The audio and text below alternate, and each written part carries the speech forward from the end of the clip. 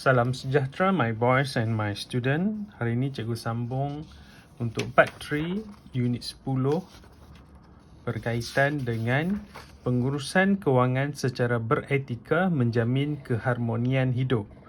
Untuk kali ini kita fokus kepada peperiksaan di mana yang paling penting dalam bab ini pengurusan kewangan.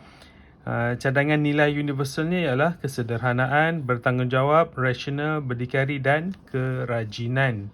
So ini bab berkaitan dengan pengurusan kewangan.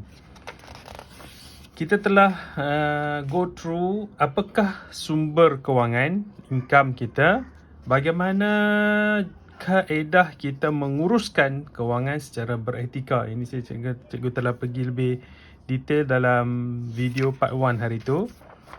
Dan seterusnya cikgu telah membincangkan mengapa pentingnya menguruskan kewangan secara beretika. So, ini adalah soalan-soalan yang boleh ditanya dalam peperiksaan berkaitan dengan sumber kewangan. Bagaimana kita nak urus kewangan dengan cara yang terbaik. Seterusnya, kenapa pentingnya ada pengurusan kewangan yang baik. Dan akhirnya kita telah bincangkan berkaitan dengan kesan-kesan buruk ataupun kita tidak mampu mengurus kewangan dengan baik. Apa kesan dia? So, ini antara yang cikgu rasa ini banyak akan ditanya dalam peperiksaan. Sebab ini dia punya fundamental daripada topik yang kita bincangkan. So, antara soalan yang boleh keluar ialah ni. Amalan menabung mampu biaya pengajian tinggi.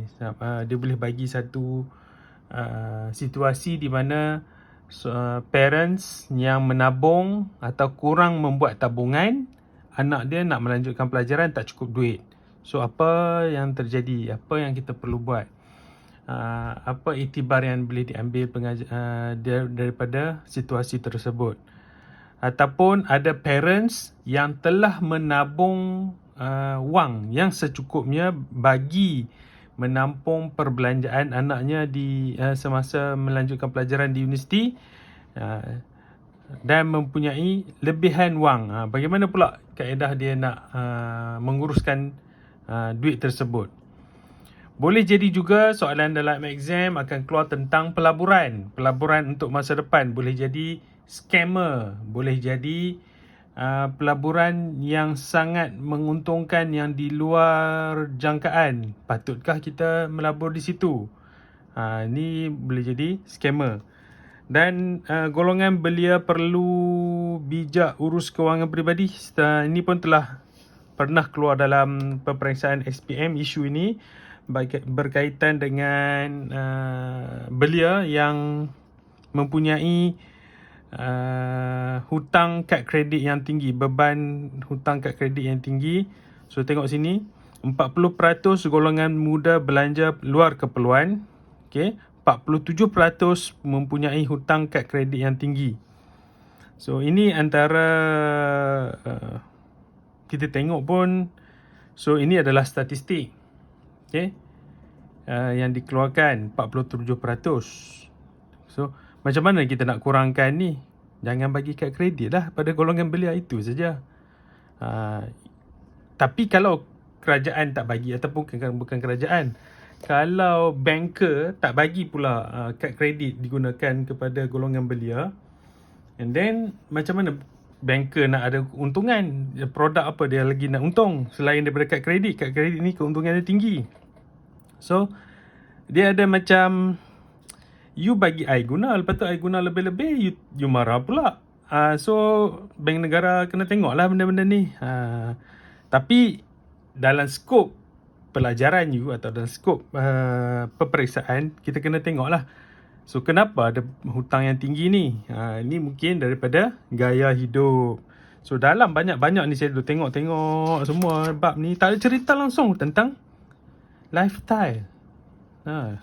Tak cerita langsung pada style. Mungkin antara punca daripada pengurusan kewangan yang tak bagus ialah lifestyle yang tak mengikut pendapatan ataupun status kewangan tersendiri.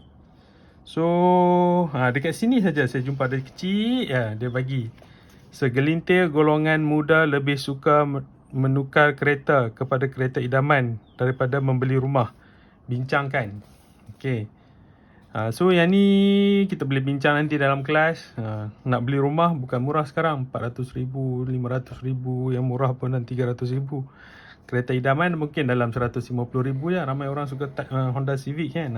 150,000. That's why dia beli kereta, dia tak beli rumah. Ini pun satu benda yang boleh dibincangkan. Okay. Inilah antara isu-isu yang boleh ditanya dalam peperiksaan.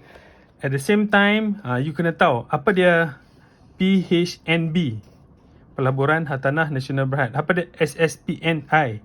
Ini adalah tempat untuk simpanan pendidikan. Sepatutnya all of you paling kurang pun ada sikit simpanan dalam SSPNI. Okey. Dalam bab ni kalau tak cerita tentang satu benda lagi yang panggil sebagai AKPK. What is AKPK? Agency AKPK. AKPK ni pun sangat penting dalam bab ni. AKPK sekarang adalah satu agensi kerajaan. Dia bukan bawah kerajaan. Saya go through. Okay. Agensi Kaunseling dan Pengurusan Kredit. Dia berkaitan. Sini saya jumpa dah itu. AKPK. Okey.